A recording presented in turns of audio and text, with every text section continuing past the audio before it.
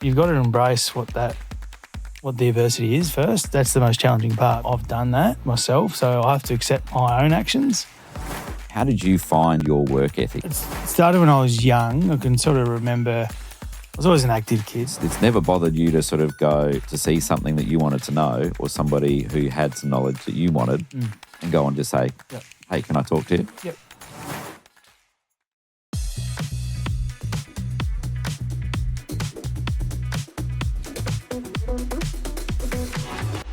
Welcome back to the CEO Advantage podcast. This week, we have someone who's not a CEO, but I think has a lot in common with the way CEOs think. This week, we have Brent Reilly, former AFL footballer and current footy manager. There you go. We'll talk about that. Brent Reilly grew up in a small country town north of Melbourne, lived and breathed sport, and football was his chosen sport. Brent got drafted into the Crows at age 18, where he'd struggled with homesickness and almost made the easy move to ship off back to Melbourne. However, with some great support from important leaders, he built a successful career at the Crows, becoming one of only 4% of players who passed 200 games. Adversity hit Brent when he suffered a career-ending injury where he fractured his skull and could no longer play contact sport. And Brent's still reinventing his skills into a career and new life outside being a player. And he has two beautiful kids and a wonderful wife, and I'm very excited to call him a mate of mine. Welcome, Brent. Thanks, Paul. Good on you. Brent, my first question to everybody I have on the podcast is what their first job was. Most of them have a pretty crummy first job, but I kind of know that your first job wasn't as crummy as many of the very successful CEOs we have. What was your first paid job, Brent? Well, my first paid job was an AFL footballer, Paul. My dad was a plumber, so as a kid, I'd always go work with Dad. So, Dad would never pay. He obviously paid for a lot of things in my life, and that's, if you want to look at a non-paid job, I was a plumber first, but getting drafted and then coming over to Adelaide, that was my first full-time and paid job. You say you lived and breathed sport. Do you still live and breathe sport now, but just in a different way, or is it changed since back in those days?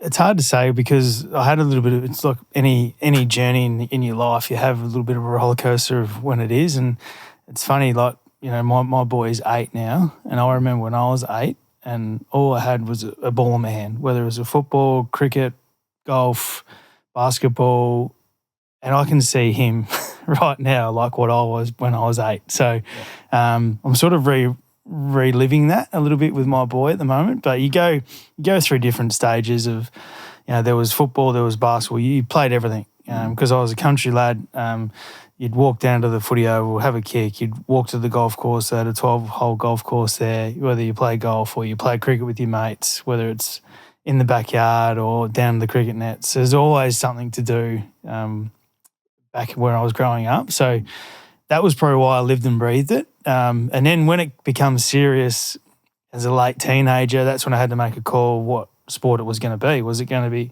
cricket? Was it going to be golf? Or was it going to be football? Yeah. And obviously football with the sort of the pathway that you have, it's the same here in South Australia. There's a huge pathway to play the highest level of football. There's more opportunities, and hence why I picked football to go down that path. And then that narrows down into just your football. Like, you live and breathe football. You don't really have to live and breathe golf, or even though I still love to live and breathe golf, I'll still beat you on the golf course. But at the same time, beat most people on the golf course. You're like, it's easy to beat me. That's just about anybody else that plays as well you beat.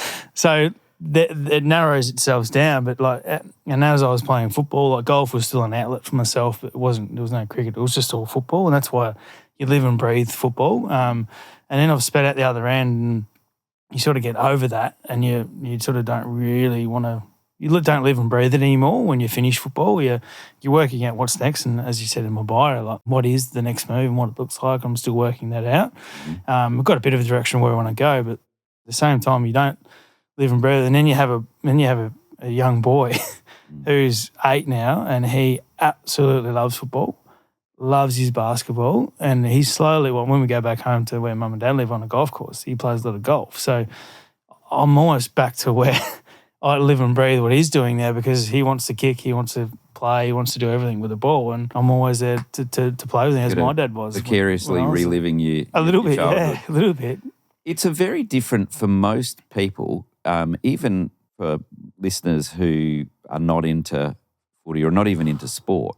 What I find interesting is for a young fella like you were, who's good at sport, passionate about sport, the number of options, like you're talking in terms of there are lots of kids finishing school and all angsty about, when adults say, what do you want to do when you grow up? And they're like, I don't know, and might go to uni or I might do this and whatever.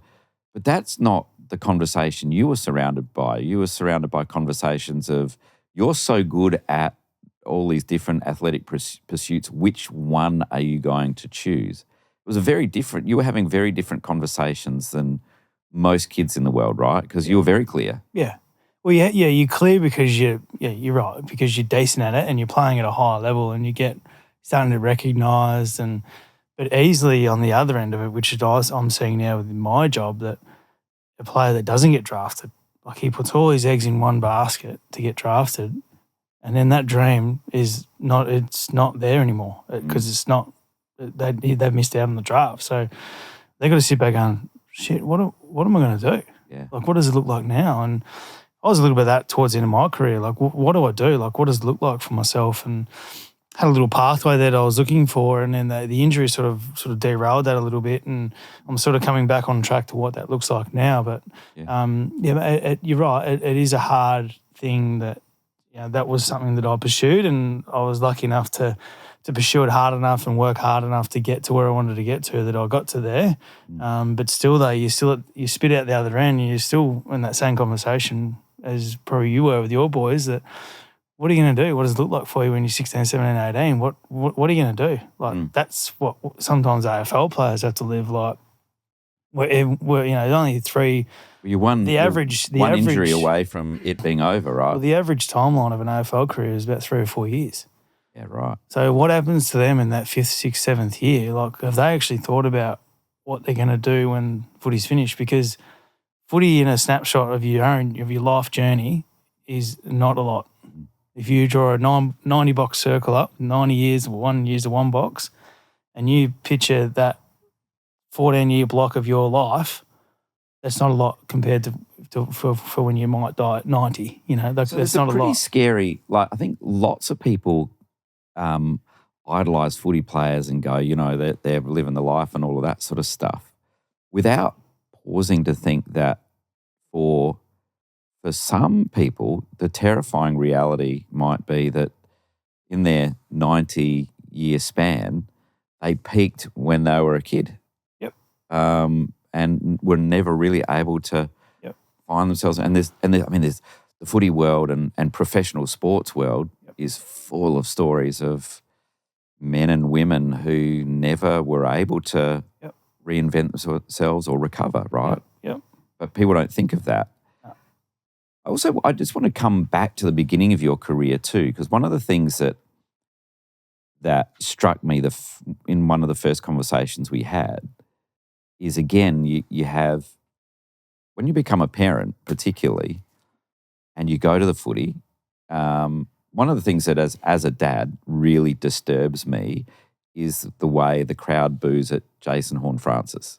It just really bothers me, because I go, he's a kid, and like there's a whole stadium full of adults who, when you go, what are you booing for? Come up with some bullshit reason that like has happened 1,000 times. You don't really, and what do you care anyway? But they do it. They forget that that's a boy running around, and you're booing a boy. Yes, he's very talented and all those different things, but there's a separation, isn't there, between the person running around on the field and a young person who's trying to find their identity and find their place in the world and have to think about maybe what happens afterwards, or, and that whether an ACL is going to happen and it's going to end my career, all those different things. Let's go back to Brent, the boy, being drafted now in pretty much any spectrum, that's a huge success and it's a hugely exciting milestone or whatever, but always in the context of adults thinking, this is awesome, he's going to be fantastic. But as a kid, what's that like? There's a photo, and I don't know if you can show it when you're doing the podcast, but there's a photo of the moment when they read my name out to come to Adelaide, and there's a photo of my mum and my sister both crying. Not with joy, but it was like, shit, my little boy and my brother are going to ship off. He's going to ship off to another state and pursue his dream. Like that. The photo shows a million words. Yeah. Right. So it was a. We'll have to get that photo. Yeah, I think you have to get the photo. But like that moment was like I sort of knew the Crows were going to do it. It was just a matter of them just reading my name out. And then when it became a reality, I'd say 75% of me was very, very excited, but there was a 25% sitting there just going, shit, I've got to move out of home here. I've got to move to a state that I've never been to, never set. The only time I went to Adelaide was a transfer from a flight, whether it was from like a feed up was where it was from. That was the only time I set foot on Adelaide, but it was never into the city or to West Lakes, to Glenelg, to the hills. There was none of that. So that part of it was like, shit. Where did you want to go? That's reality. Same Victoria. Yeah. You got any one of the Victorian 10 clubs. 10 teams Victoria. You're like, well, I'll go to one of them. Yeah. So, not that one then. I still would have had to move because we were sort of a bit too far out. If I had went to like a Hawthorn or a team that was on the other side of Melbourne, you would have had to make the move. Otherwise, the commute's just too much. So I was prepared for that, but still, like, you can still jump in a car and drive home whenever you want. Whereas you come to Adelaide, don't know anything about it. You know a fair bit about the footy club because I was a bit of a footy nuffy. I used to watch a fair bit of the Crows. But still, though, the move to change and pick up your whole life to come to a place where you've never been to before, was absolutely daunting. So who did you like? Again, when I think as a parent of my just turned 18-year-old son moving interstate to live, you didn't live by yourself. What happens to an 18-year-old boy moving interstate? Yeah. So you live out. When you first come over, you live with essentially another player or a family, and then you get billeted out to a family. We had a lovely lady, Heather, who looked after myself and another draftee. She was great. She was really helpful for us who can clean, cook, wash our clothes, all the things that mum does at home. But it got to the point where with myself, I just wanted to grow up. Like I was pretty determined to grow up pretty quick and be a bit more independent. And that's when I moved out with another player and rented. He had a house and I just rented out one of his rooms. And from that point on, that sort of made me grow up pretty quick. So I had that support around me, and the Crows did it really, really well and support me from that. So that's a moment in time again when you think about being a young bloke and whatever that, if you've that moment of not being supervised or, moving out on your own, and you're also a bit of a rock star. There's sort of adults who paying more attention to you than they are most 18-year-olds.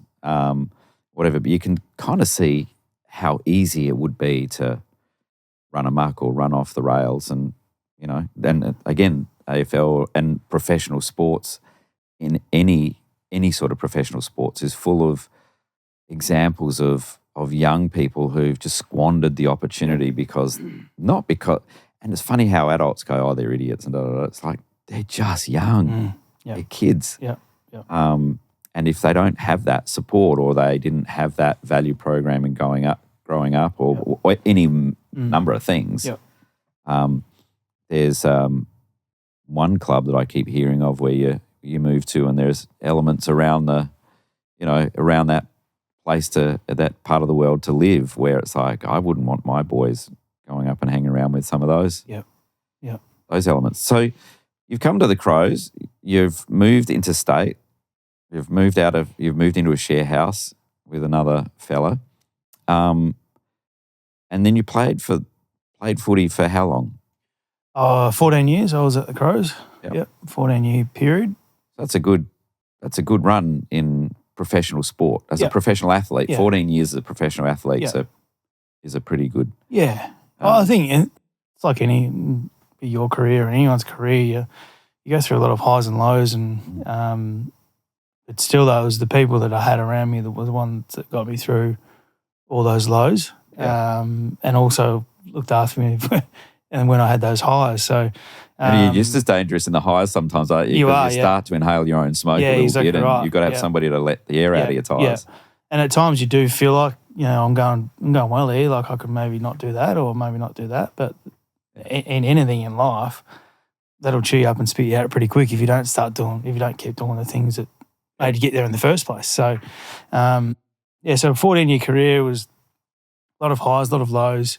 But at the same time, you spit out the other end, and the thing that I went through at the end of my career certainly helped me through that 14-year period get through what I got through at the end of my career, and it's also helping me get through what I'm getting through, trying to work out the career life and what it looks like for me from a balance point of view. So, really, like, I'm an 18-year-old kid, but I grew up very, very quick, and I was 18-year-old turning on 22. Really, because it made me grow up that quick, which helped me in the long run to whether just to stick it out and pursue what I want to pursue and understand what I need to get the best out of myself. And that's something that drove me to have a long career at the Adelaide Footy Club. It's interesting, isn't it, that I knew from a very young age that I would run stuff. I loved it, and I knew I had a taste of it as a 16-year-old working in a pizza shop, and watching the owner of the pizza shop running it and then going, why don't you go home, I'll do it. And just loved it. But you do I remember the first time I became a CEO, at SYC, and I had people say, it must be great being a CEO. I don't know whether it's comparable to being a professional athlete, but in terms of having the discipline and the work and the, having to be self-motivated all the time and find 1%ers all the time. It's all the things that you guys as professional athletes talk about resonate with just about anybody who's an elite level business leader. They're the similar sort of things. But also I remember that people asking what it's like being a CEO. And I said, what's really interesting is that I've got a fairly well-grounded sense of myself. I realise that I'm a little bald guy with glasses, and now that I'm a CEO, people pay more attention to me than they did before. And so I'm pretty skeptical about what that's about. But equally, I've seen guys in my career and women who've become CEOs and drink their own Kool-Aid. And boy, it's a bit embarrassing sometimes when you look at them and think, no one says no to you, do they? Or no one lets the air out of your tyres, so you're a bit really full of yourself. I bet you would have had lots of opportunities for that to happen to you, but I bet you've seen people as well blow themselves up because no one's let the air out of their tyres, or they've not let them do it. Yeah, or they don't have the work ethic to understand what they need to do to be the best they can be. Yes, I definitely has similar concepts of just making sure you do the right things. And unfortunately, being an AFL footballer, it can be very self-driven. You can get caught up in yourself pretty quick. Because it's just yourself. You're looking after yourself, where a CEO, you've got to look after your managers, your top-end managers, your middle managers, and then people below, and you've got to make sure they're all their ducks in a row, and you've got to make sure the finance is working well, and all the things that a CEO needs to look at. Like they're the tick-the-box things, like an AFL footballer is like, okay, I've got to do my extra running, I've got to do my extra weights, I've got to do my extra recovery, I've got to get my extra massage. It's very, very similar, right? But it's not. You're looking after yourself in a sense. But it is the same as being a CEO in the sense of when you run out on the field, not everybody's there to see you succeed. No. And that's the same if you're running something, right? Your competition is hoping you Correct. are not going to succeed. Yep. Some of them might even help you not succeed. Yep. And discourage you, which is what you've had. Can you remember a time when you've had you were affected by people not wanting you to succeed, as opposed to you're very optimistic, so you talk about all of the people that helped you succeed. Yeah. But were there any times where you're like, heaps of times, especially here in Adelaide with the media. Right. Yeah, they were horrible at times. Yeah, absolutely. And you still see it today. Like the Adelaide media, they're pretty bad. They're pretty famous for it, They're pretty bad. They're very famous for it. You look at Paul Reilly during the week, like he made a little comment and it just gets blown way out of proportion for what he actually, the meaning of it. And they take out things, and I got caught out once where I said training was boring, and that was at the back page. Outrageous. Like it's just, I said training was boring, and we need a bit of Imagine a teenager saying something, work was boring. Yeah. But like the whole that whole landscape was, and you listen to all the football shows at the moment. It's all around. Oh, they need to do that better. He's no good. Rah. There's not much. Paul Henderson, he was good on the weekend. Yeah. He was good, but that's only 5. That'd be 5% of the actual show. The other 10% of the show is, geez, how bad was Adelaide Crows, or how bad was such and such, or how bad was that club, or how bad was that person. It's very, very negative bias, the media, and particularly in Adelaide, like you've got to have a pretty thick skin to be an AFL footballer in Adelaide. Yeah. That's the reality of it all, and I'm sure it's pretty similar to like a big CEO for a big corporation, wherever they are, and I'm sure Tim Silvers would still feel it too from a football club point of view, the heat and the pressure that gets put on them from a CEO point of view at a pretty high AFL footy club within a 2-team town. It's really challenging, and that's just the reality of it all. And if you can't get through that, like you need to have some really tough skin, but you need to have really, really special understanding of what makes you drive, and don't try to park that, because you can easily get absorbed by it. Yep. And you got to just ignore it and just understand your process and your purpose of what you're trying to achieve. There's a line from Nietzsche that says there's no more certain form of human insanity than forgetting what your purpose is. Yep. And that sense of drive and what am I doing this for and why am I here is the bit in those quiet moments when you're by yourself to go, forget all of that. This is what I'm here for. Yep. And to do it. Yep. So for those Crows fans and or AFL fans listening to this podcast, it can be kind of disappointing, because I said, even though I love my footy, we're not here to talk about footy as much as footy in terms of that elite performance, and also that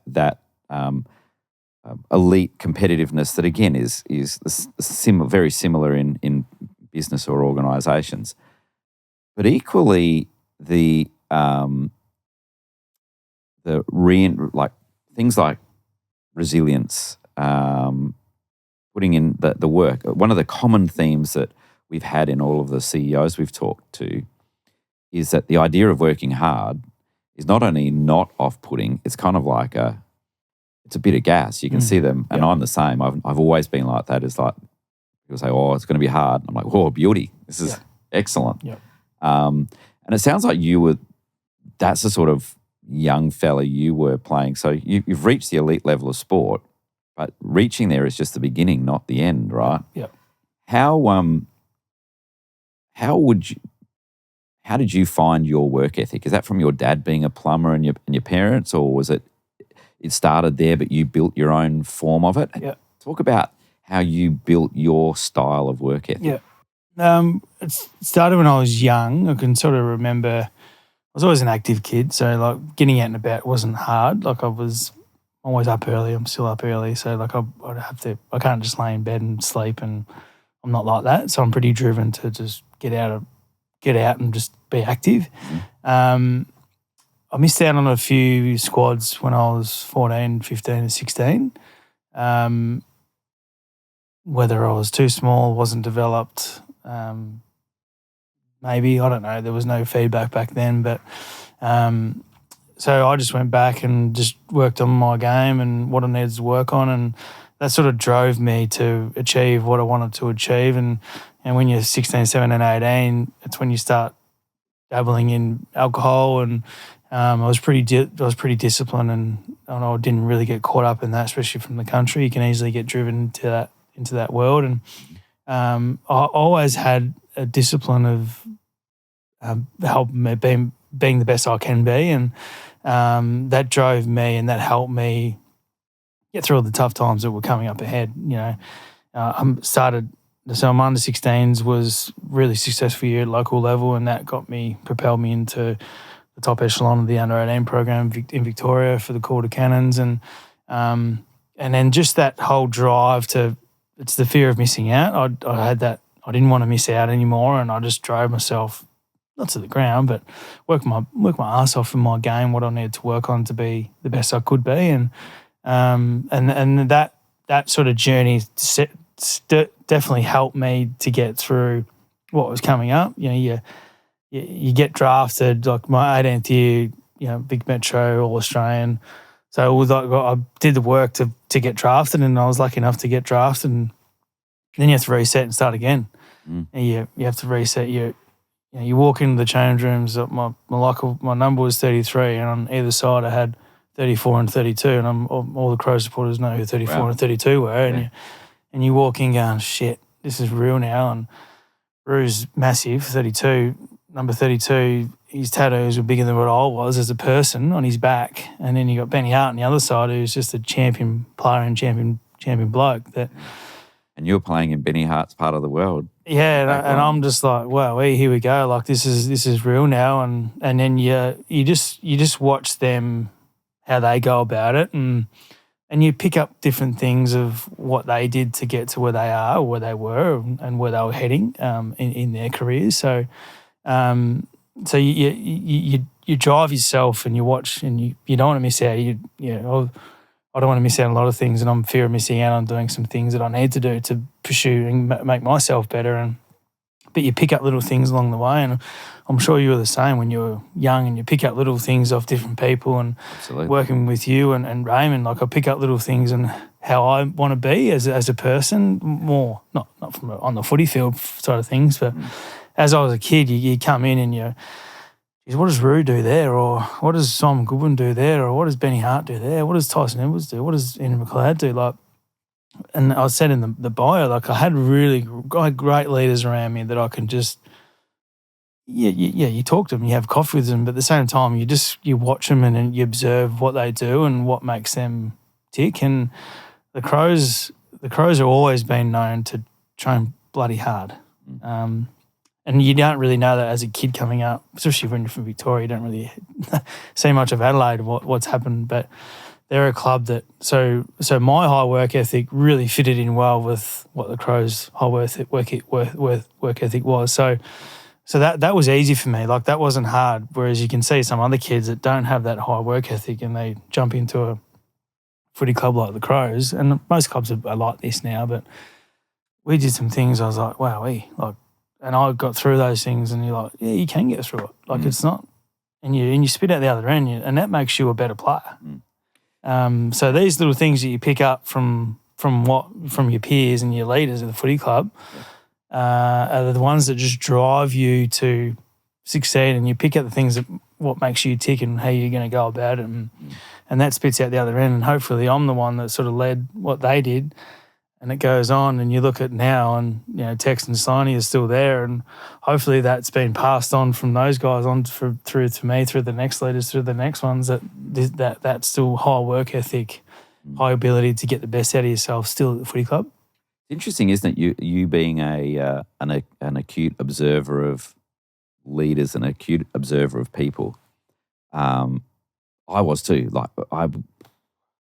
I would voraciously read stuff, and when I moved to Sydney, I was fortunate to work and meet guys like Peter Ritchie, who was the first non-American CEO of McDonald's, and I was lucky to meet people like Bob Mansfield, who was the first CEO of Optus and whatever. And I was just a young fella, but I was like, these are the guys that I want to be and learn from. And I just asked them questions. And the thing that it still strikes me today, and I try and be that today, is these really successful guys were incredibly generous with, any questions I asked them, they just told me. Or if I said, can I come and see you and ask you for some advice? They would just go, yeah, what do you want to know? Yep. And there's so many people that just don't do that. They don't ask, or they think, or they do the thinking for them. Oh, they'll be too busy. I won't bother them. I was like, oh man, I was totally bothered. I wasn't worried about that. I just asked, and you're the same, right? It's never bothered you to sort of go to see something that you wanted to know, or somebody who had some knowledge that you wanted, and go and just say, hey, can I talk to you? Yep. In my 25 years as a CEO, one of the hardest things to find was a consulting and advisory firm where they'd actually been CEOs. I created CEO Advantage to be the advisory firm I was looking for. Go to ceoadvantage.com.au and find out how we can help you and your team be the best in the business.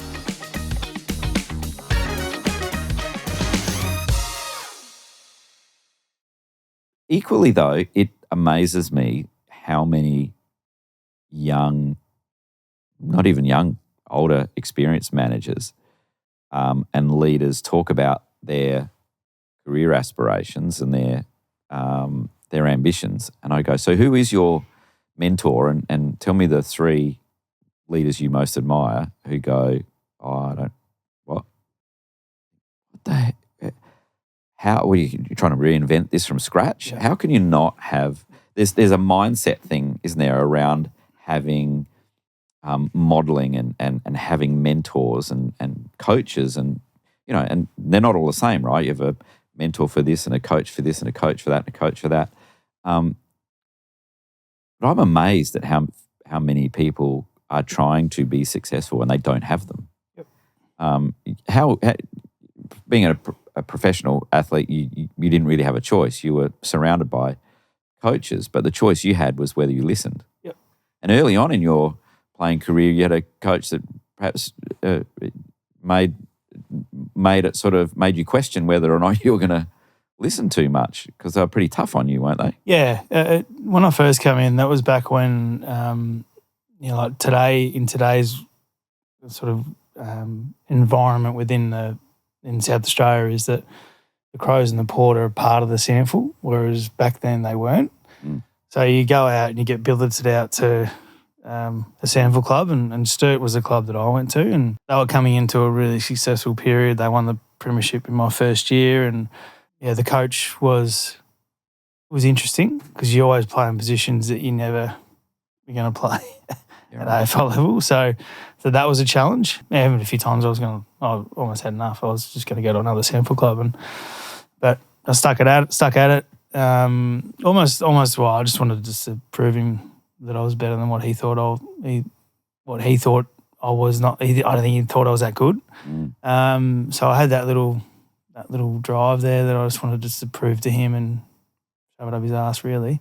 That's a common theme amongst the CEOs we talk to as well. Is sort of like anytime somebody's told them they can't do that, it's kind of like, see, now I'm going to do it just out of, I don't know whether it's out of spite or whether it's out of whatever it is. But well, it comes down to the failure thing too. You don't want to fail, and you pick up those little things, and I'm going to learn from that, and this is how I'm going to get better, and I stuck at it. The Sturt won the premiership that year in 2002, and I was an emergency, and during that time, like the captain and essentially the leader of the club was right under him, and myself were the three emergencies for that game. So the coach made some big calls, and I'm just an 18-year-old kid from Victoria who's got no idea about SANFL football, and you go to a grand final and there's 45,000 people at Amy Stadium. You're like, what the hell's going on here? This is a bit different, and you don't understand that. But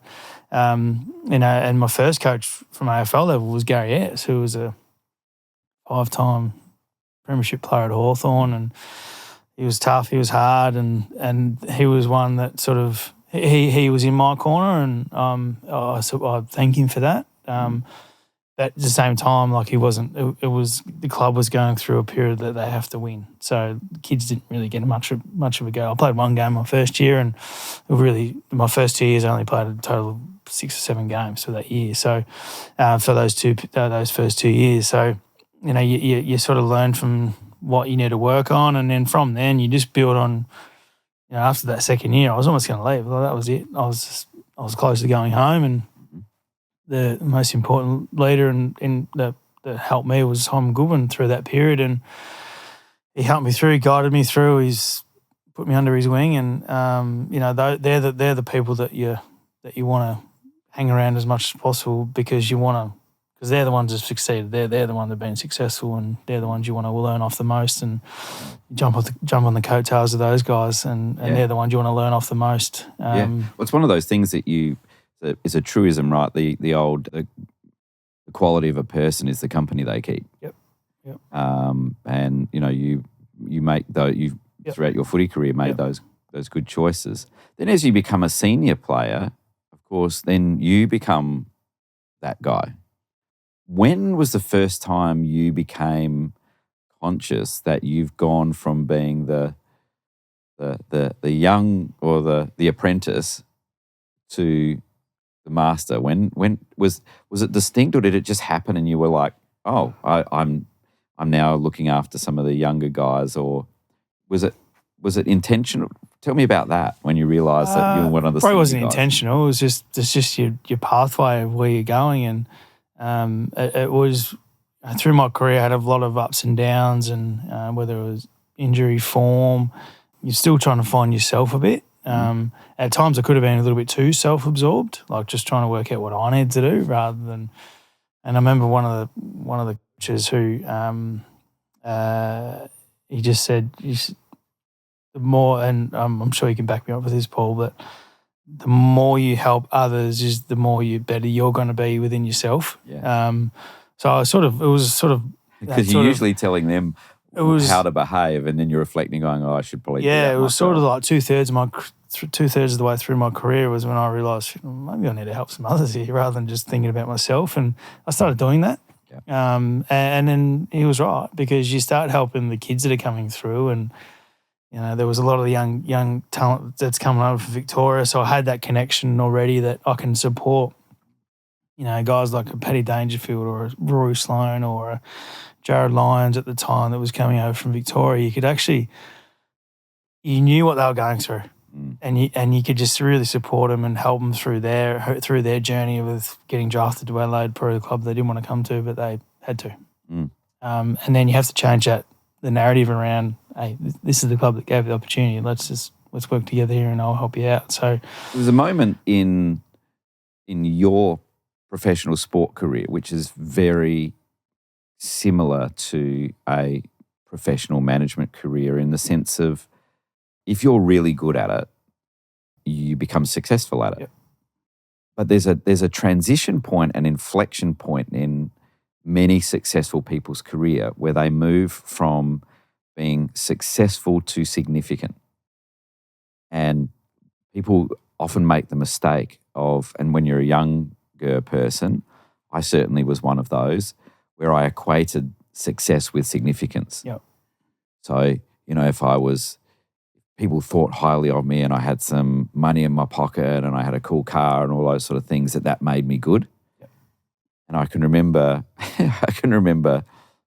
as a 20-something buying this Corvette, because I'm into cars and all that sort of stuff, and I bought this Corvette, and man, I thought my shit didn't stink. I was pretty cool in my own lunchtime. And I remember pulling up in front of a shop window in this Corvette, getting ready to be impressed with myself. And I can still remember it to this day, going, oh no, I look like such a wanker. And it was just like this. Yeah. You know what I look like? A little bald guy with glasses driving a Corvette. And I had to quickly sell it, because I was like, what a dickhead. But I can distinctly remember particular moments where I was successful but a dick. Yep. And then having to, so it wasn't a moment in time of being conscious of it, but a period of time going, okay, this is being successful and being a good person are not necessarily the same thing, and I want them to be the same thing. And then you have to go, I think you follow a bunch of career models for what you think is successful through periods of your career. And then you get to a new patch where it's like, now I want to become an elite version of that. Like I'm like every other scrapper and hustler and all, one of all of those. But you then became one of only 4% that had built a career over 14 years and a long period of time. So you went through that patch as well, right? Where you've gone from being, I'm successful at this, I'm good at this. I could start drinking my own Kool-Aid a little bit. Yep. But instead, and you, if we're honest with ourselves, we all probably went through patches where we did drink our own Kool-Aid, inhale our own smoke, and go and buy a Corvette. And not everybody looks in the window, and thank God I didn't look in the window and go, yeah, because otherwise I'd still have one and be. It's funny that I always find that that's your own self-reflection, whereas you walk into a footy club and that will you walk in there and go, Paul's in a Corvette here, go have a look. And you will not bring that Corvette back to training. So within a footy club, like it's you do.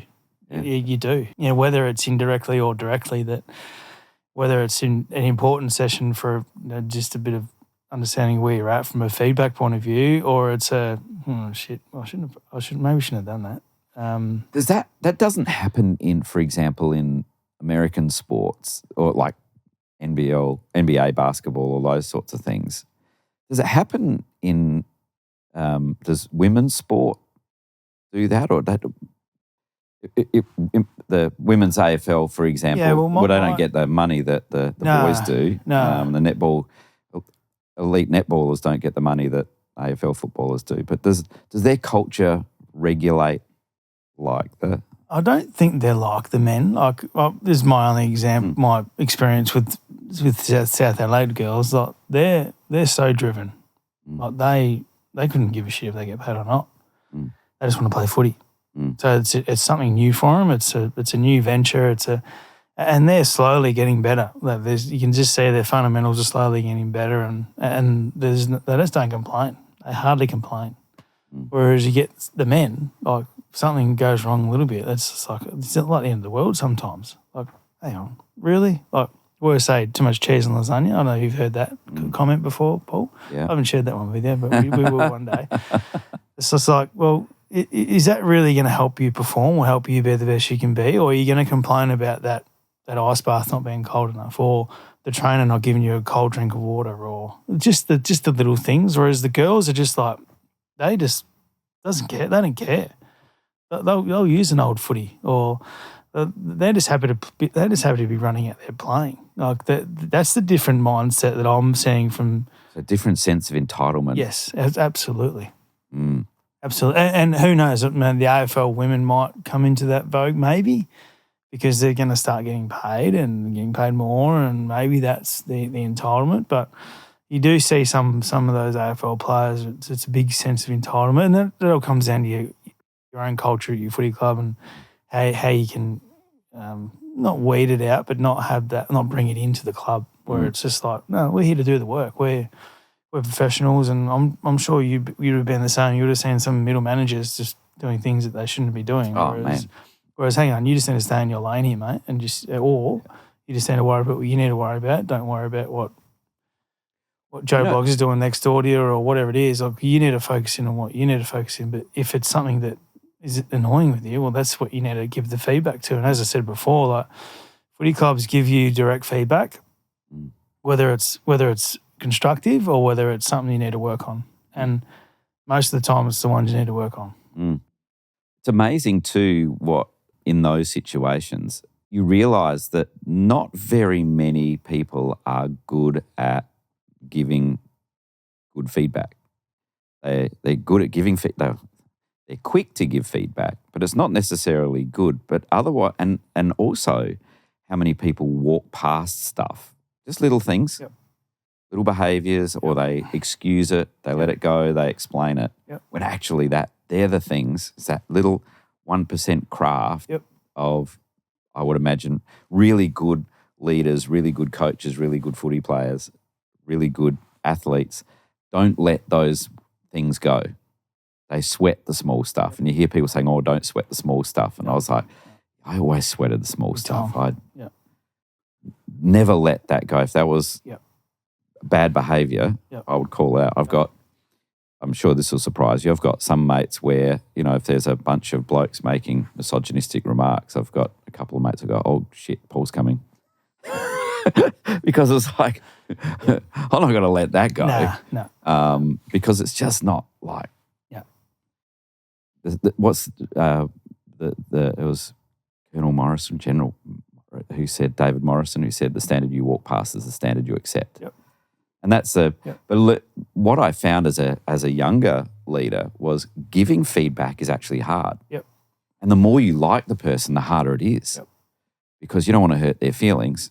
But if they need to be spoken to about some things, feelings get in the way of all this sort of stuff. I think that comes down to the culture that you create within your organisation. Like, you know, I'm sure you would have been through it, and, you know, been through it, that if I'm going to come to you and give you feedback, like, you can challenge it, but at the same time, you got to accept it too. Yeah. And you got to work on what that feedback is. And if you're going to build a learning culture, if it's got to start with an acceptance that we're here to learn. If you're just going to tell me to get fucked and you don't know anything, or the coach doesn't know anything, well, tell you what, mate, the door's right there. You might as well walk out of it now. Yep. Because you're not buying into the club culture. And you see, I think the Crows culture is solid. But you look at the Swans culture, like you can just see, like, no shit is tolerated at that footy club. Yeah.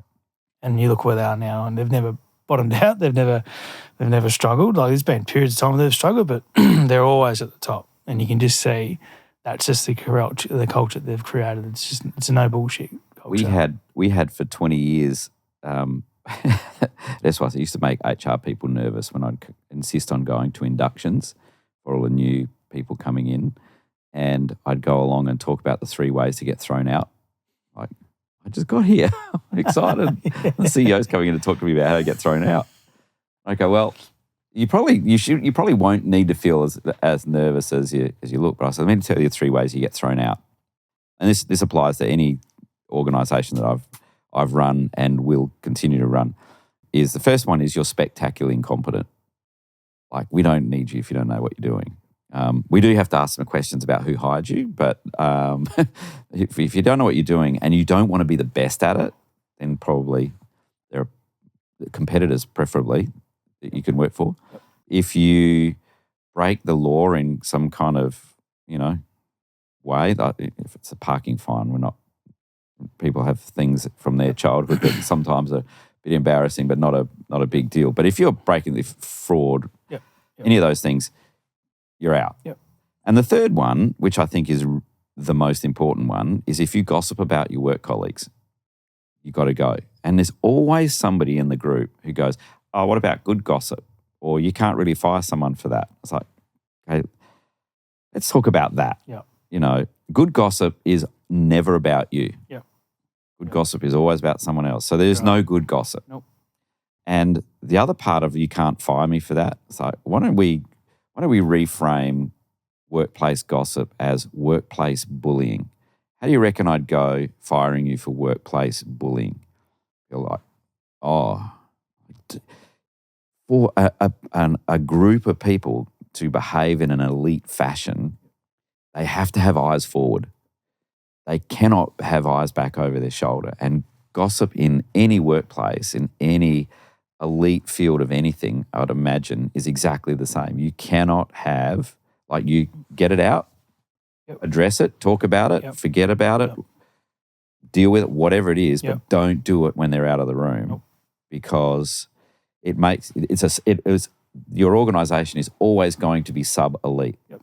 And I'm amazed at how many people reach leadership positions and still get caught up in in the Philippines. They have a word that we don't have in English. In Tagalog, they have a word called makulit, and I had some Filipino men working with me, and he said, the problem here is there's too much makulit. And I was like, what is makulit? And they're like, well, you don't have a word in English, but he says, when women stand around and they're washing things and they're talking about their husbands, and I was like, yep, we all know exactly what that is. And he said, Makulit. And it always struck me, and it's not in that context, it was a gendered sort of thing. But it's not a gendered behaviour that people do it, right? But if you've always been a straight, as long as I've known you, you've been a pretty straight talker. Yep.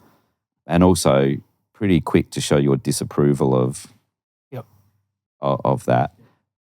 Well, lots of people let it go. Yep. And guys like you who either don't let it go or are intolerant of it can become the target of that stuff. Yep. Has that happened? Have you experienced that? Just in moments, not big one moments. Like, especially my role now, there's a few things that I might have said and might have been worded wrong. Yeah. Which gets you in trouble sometimes. But that's not. I'm talking about 2 or 3 words that probably should have been rephrased in a different frame. I was fortunate to be surrounded by social science professionals who were kind to me. They'd say, is there another way you could have said that?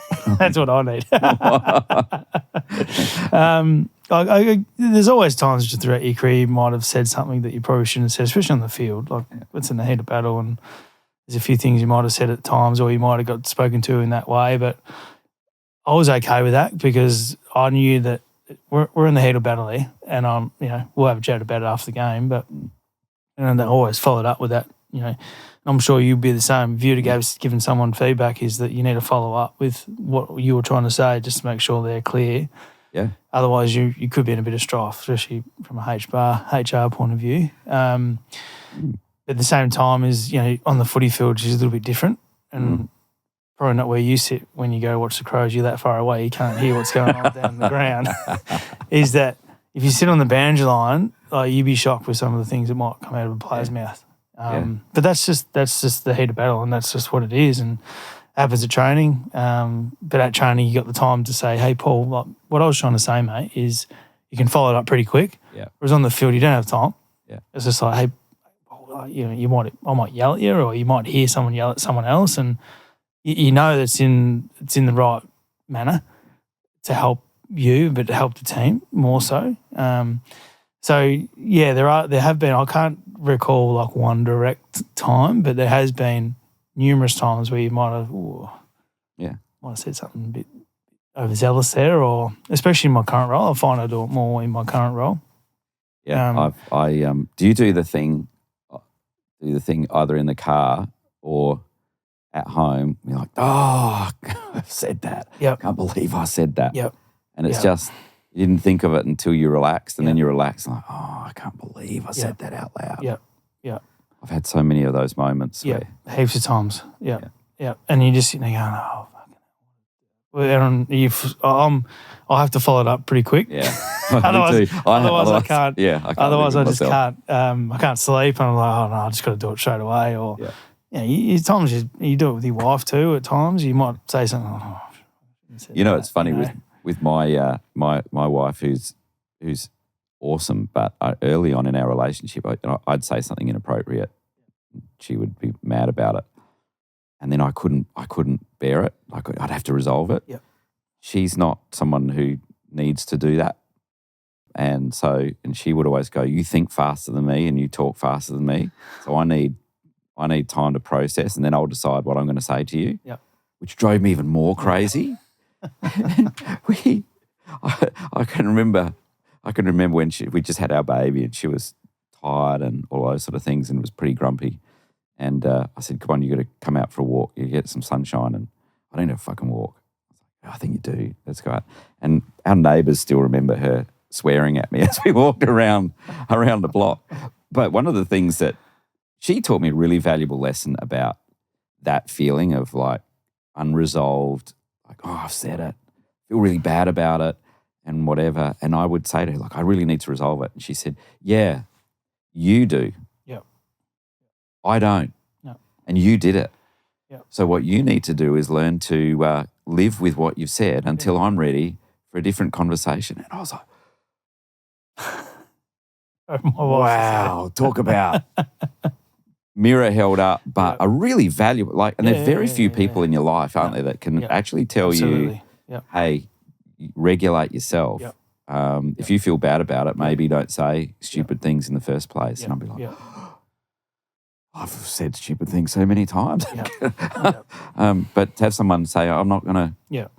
Interesting. And also that comes with, having the right people around you because, that's your wife. That's your private life. But within your professional career, you'd really need someone like that. And I've been very fortunate in my career to have strong people, particularly when I think about it, strong women in my work career who've said things like, there's better ways for you to handle that. And I've really valued that because I'm like, I know I know I didn't handle that very well, but I'm not sure what I did. And to have that. And I appreciate that more. I'd rather someone come up to me saying, no. And I'm fine with that. Yeah. But I don't like, especially in my role, I don't like what Radar said? That was, that becomes the locker room chat. That's the. I hate that. And I'd rather someone come up to me straight away. And I'd appreciate them more than someone not saying anything. There you go. So for people listening here where they're like, I didn't want to upset them because they looked upset enough, I would, like you, say, don't worry about, I'm a grown up. I'll worry about how upset I am. Please just tell me. Don't let me leave it hanging. Let's move away from away from footy, not so much away from footy overall as in the footy industry, but being an elite athlete. And then, so some of the questions I get asked about moving on from being the CEO of SYC to doing other things and doing this is, how did you make that transition in your career? How did you transform yourself and how did you reinvent yourself? As if it's something you sort of go, oh, well, I'm going to start reinventing myself. It's just like that. When you were forced, something happened to you that, again, let's not presume everybody knows about footy and knows about you. But you had something pretty horrendous happen where you got up that morning and you're an elite athlete thinking about signing your contract and continuing to be an elite athlete. And by that night, that was over. What happened? Yeah, so it was coming towards the end of my 14th pre-season and Phil Walsh was the coach and I've never been fitter in my life. I was feeling really good but you come to when you get a bit older and you're an AFL player, there's times when you just can't be fucked. There is. And you could ask any older player on a list right now, all right, we're going to do this session on Monday night or Monday. Really? But you just work yourself up just to get there. And I remember sitting in the car thinking like that. Mm-hmm. And I was like, no, you'll be right. Let's just work your way through it, do the warm-up and you'll be fine. And I was. Got a little corky in the warm-up off Sloaney and I remember that. I was like, oh, fuck, that didn't help my mood at all.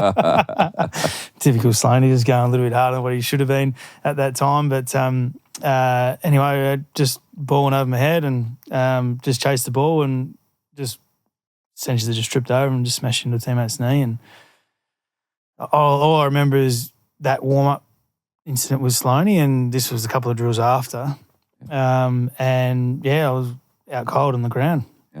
Even to the point where one of the trainers come up to me and tried to take my mouth guard out and I bit down on his finger. Lucky I had my mouth guard on because would take his finger off. It's almost like I was like someone that hasn't slept for 5 days on meth. That was the psychosis that I was in because of the head trauma.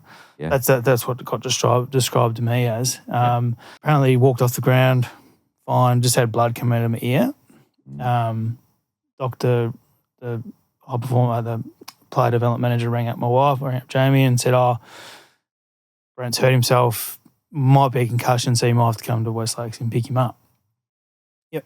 She goes, okay, no worries. No, that's okay. And then she's obviously a little bit worried. And then 10 minutes later, the doctor rang the ambulance and said, no, we need to get him to the hospital because he's not. And I can't remember this, so I don't know what I was like, but he just knew it wasn't me. Yeah. In the ambulance, went straight there, rang Jamie, said, you need to get the RH quick smart. He's not in a good way. So you can imagine what she's like, and my family back in Melbourne, and you could just all I think about is what they went through at that time because I've got kids and I've got my wife, and if something happened to them, I'd be pretty devastated. So got to the hospital. Jamie goes, it was like a different person. I was looking at a different person. I was talking to a different person, but she knew it was me because of obviously what I looked like. And then at that time, I was just making silly comments apparently about mates and Jamie and rah and all that sort of stuff. And then I had a seizure, and that was when I had to get rushed into emergency surgery. And 2 hours later, and depressed fracture in my skull and 3 plates in my head, and woke up in ICU with 70 staples in my head, and looked like Shrek for a period of time at one side. And so in ICU, I woke up I sort of didn't really remember anything until about 9:30 that night. So it was a good 12.5-hour period where I don't know what happened. No idea where I was, who I was. So you wake up and you're like, shit, something's happened here. And Jane was there when I woke up, and she didn't really delve into it too much, but she said, look, you've hurt yourself at training.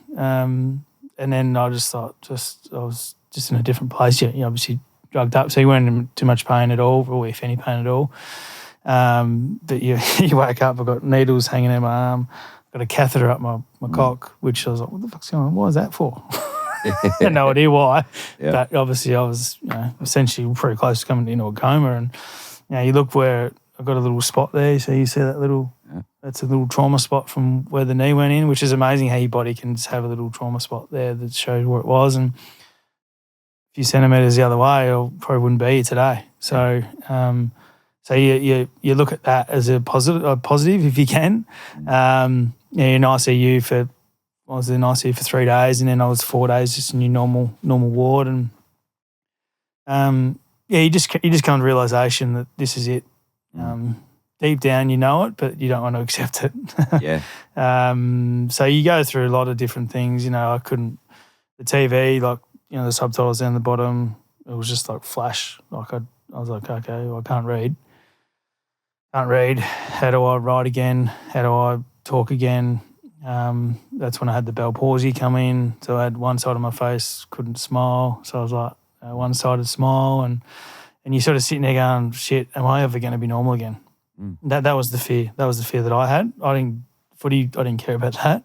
It was more, how am I going to talk? How am I going to have a career? And because I was at that time, I was going through what was next, and was another contract, or was it play somewhere else for a period of time, or work on what my career was after that? And that just got smashed out of the water, and I was just in recovery mode.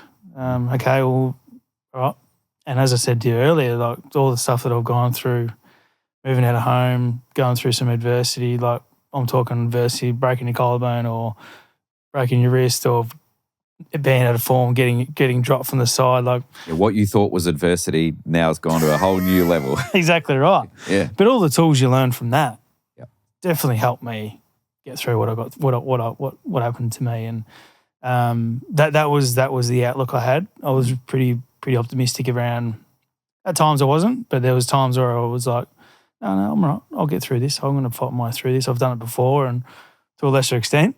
Yep. But at the same time, that was my mindset, and you could just slowly. I'm a real process-driven sort of person, and I was like to tick off some things around my recovery. And I had a journal for that year, and you look back at that journal, and gee whiz, some of the thoughts I thought of was pretty bad. Yeah. But you look at that and you go, no, mate, you've done a really good job with how far you've come, learning how to read again, learning how to write again. Learning how to talk again. There was things there I was worried about I wasn't able to do for the rest of my life. And just once again, mate, you have the right people around you to support you through that time. And that was the most important part, having those people around at that time, and that certainly got me through. And I'm here today to tell the story, which I'm very lucky to. I had a similar but different experience, but a similar sort of one of those things where we forgot that the shiny side stays up. Yep. I went halfway out of a vehicle. Yep. And I can remember doing the hospital bit where you lose time and there's lots of beeping and catheters and weird stuff happening. Yeah. And I can remember, though, that the doctors coming and saying to me, like, you're pretty seriously hurt. And I was like, nah, I'll be all right. And he's like, oh, it's pretty seriously hurt. Like, nah, you know what would be serious? Is if I was a tradie in a rented house and a shitty marriage. Because, my arm was pretty badly damaged. Yeah. And I said, because I'd be out of work, I'd lose my home, and I suspect I'd lose my wife because I've got nothing left to offer. Yep. So none of those things are true for me, so I'll be fine. Yep.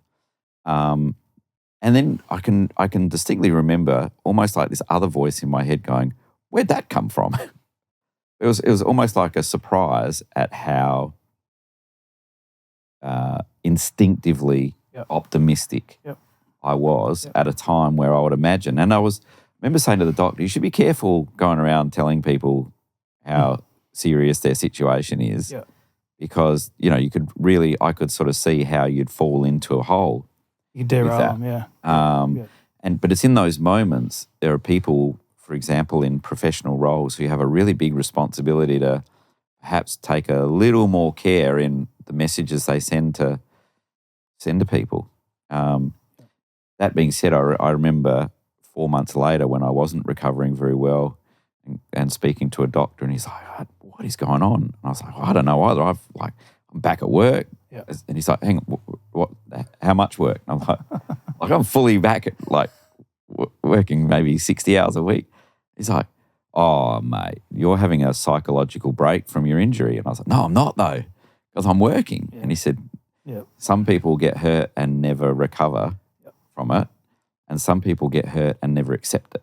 He said, you're not you cannot outthink this. You cannot run faster than it. You've just got to stop and recover. Yeah. And for me, that was actually more, it was 4 months, 4 months and 4 operations in before I realised so this is the one time where all the skills that I've learned around managing myself and driving myself, the first time in my life was like, that's not helping.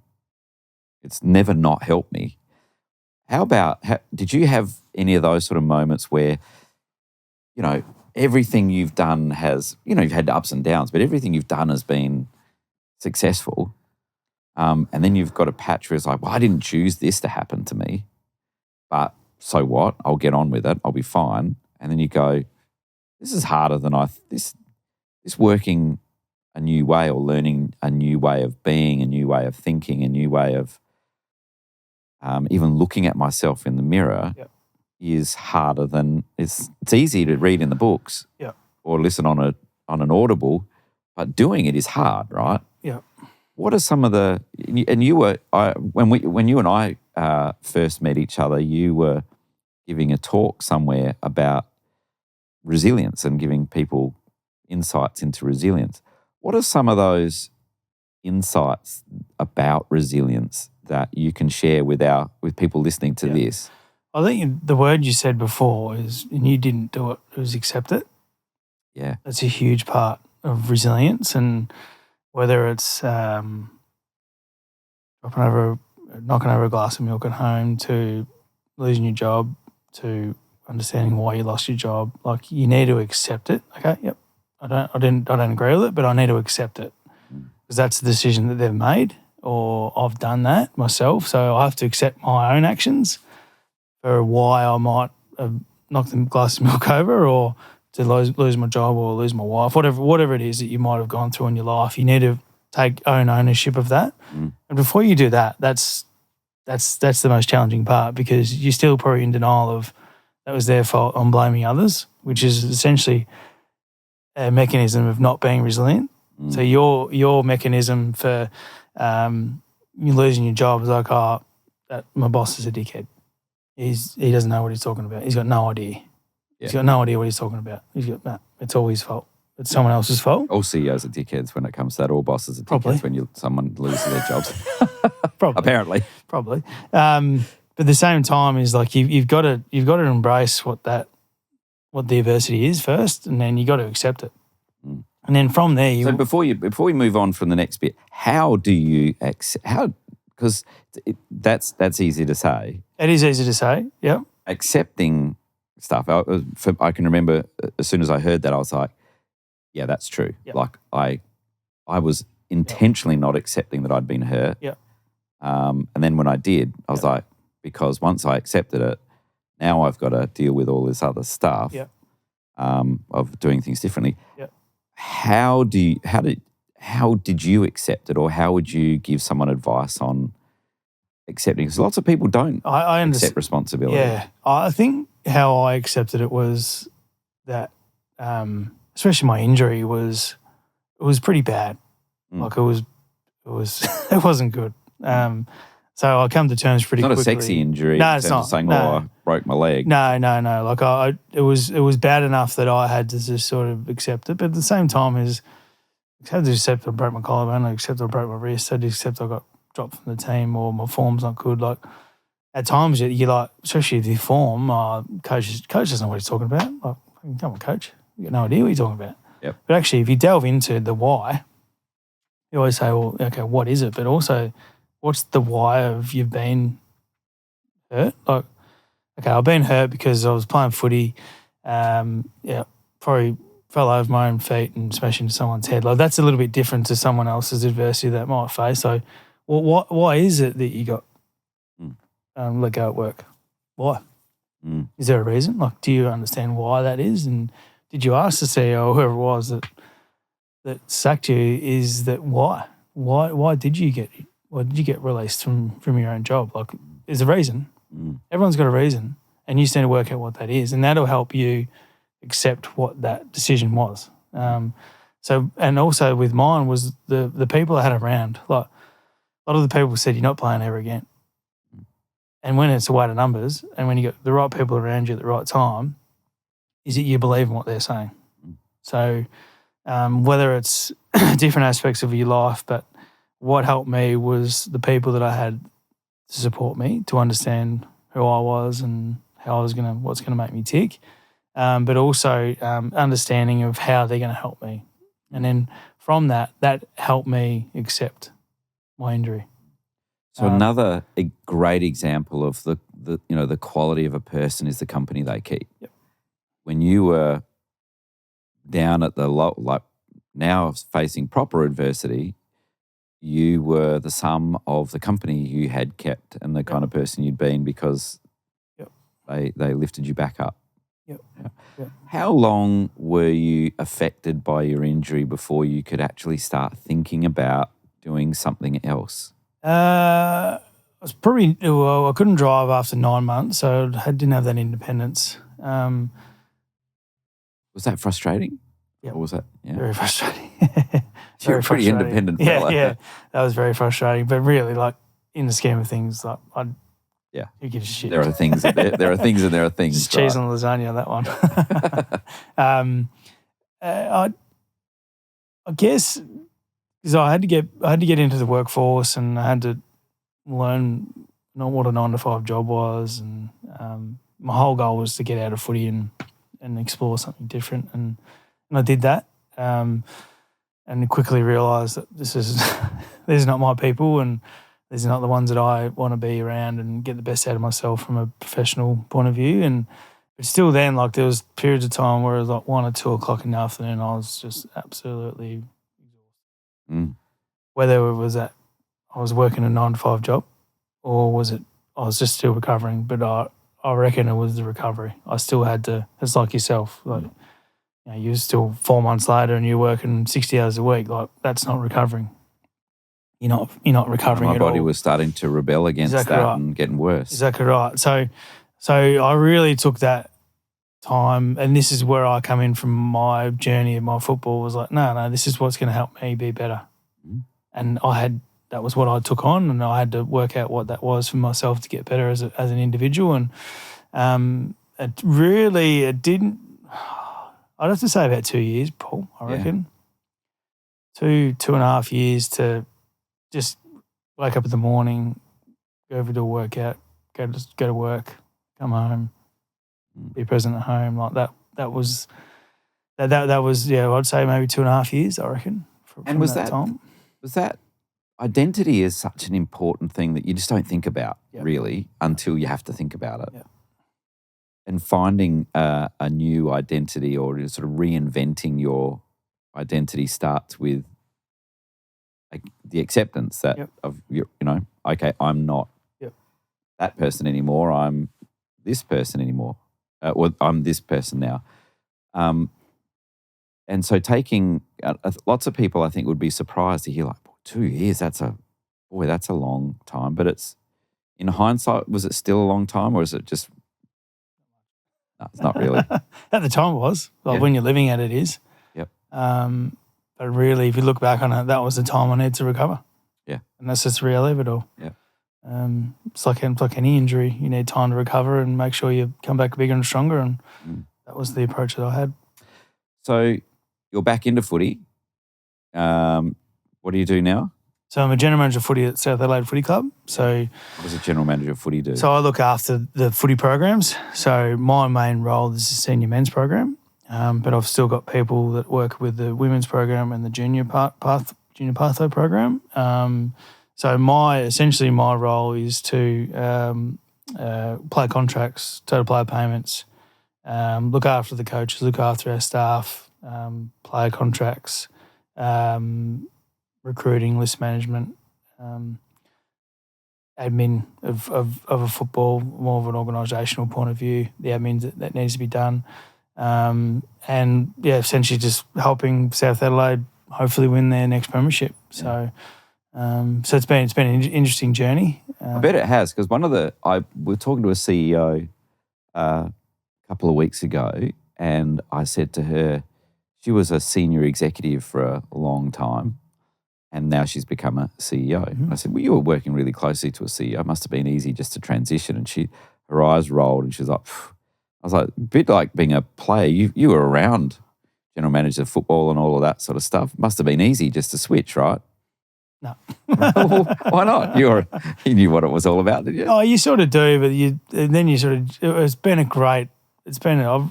I have not regretted what I've done, because I was going down the coaching path, and I just didn't want to be a head coach. I could just see it, and that road just wasn't the road I wanted to go down, and I wanted to learn more around the business side of things of football and what a football club, what it makes it tick, and how it functions and how it works. And this opportunity arose. It's a club that struggles both on and off the field, and I thought it was a great opportunity for myself to come in and learn pretty quick smart. And I really enjoyed it. It's been challenging, but at the same time, it's been really rewarding with seeing things that you want to implement slowly over time to how the club's going to have sustained success, not keep chasing this premiership that they haven't won for 65 years. I remember conversations you and I had about, this is sort of a really good role for you in the way that you think in that, or like as a defender as well when you're playing, but that orderly, organised way. I can certainly see you as a senior leader in that management area. But it always amuses me when people have been around those roles and then suddenly they're in them and they go, oh no. Once you're in it, it's quite different from what I thought it would be. Yeah. Can you tell me one thing that you do now that you had no idea that a general manager of football did, that you've learned and you discovered and you've learned that you didn't know existed when you were a player?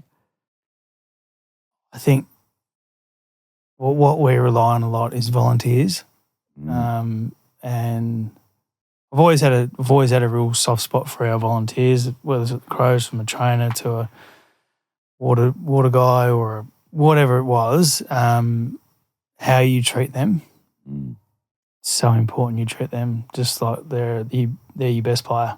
Yeah, because they're the ones that just make the club tick. And every footy club would be the same. They've got people there that volunteer their time, love the football club, that would do anything for the football club for nothing. And they're the ones that initially when I first came in, the club was pretty stable in that, but there was still a few people there that would try to bring the club down. So I came in and you try to find the right people that are going to bring the club back up. And you've got to be young, you've got to be enthusiastic. That's probably the staff side of things has been the biggest challenge, to understand who they are, what they want to do, what they want to get out of it. Because there's a lot of people there just love doing it. They just love being there. There's no real outcome for it. Like the outcome's obviously to us to win, but at the same time, for their own personal deed, there's nothing. What's next for them? Like, they just love doing what they do, and it's understanding who they are. But the most challenging part is to get the right people. Same in every profession, finding the right people. But it's beautiful to hear, and it's a good spot to start to wrap up, is the idea of those grassroots people in every organisation, the people that are volunteering there or giving discretionary effort that don't have to, and to hear you pick them out and honour that work is so important. I shamelessly have said to people, I will judge you on how you treat the waiting staff at a restaurant, and it's sort of like a thing is, if you're rude to them, then you're never going to be working in our organisation, because you don't honour people's work no matter what it is. Like everybody's job's important if they're doing it well. Now for some big questions. 3 songs that that come to mind when you're in the car, 3 of your favourite songs that will always make you smile.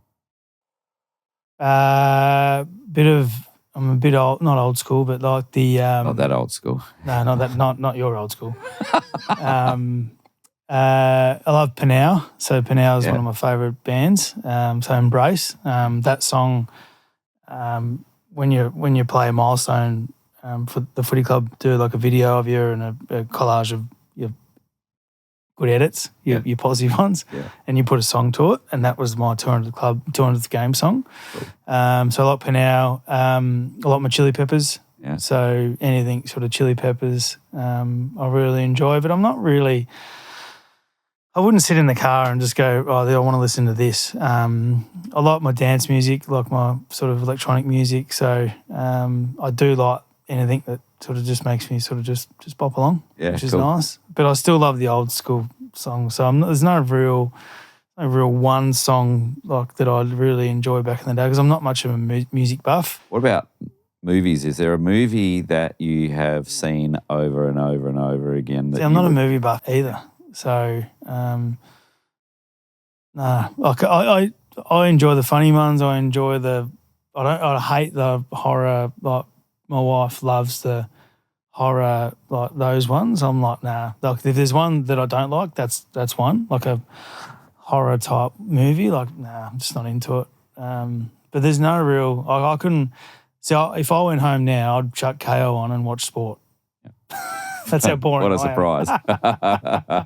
So there's no real movie per se that I would just go home and watch over and over again.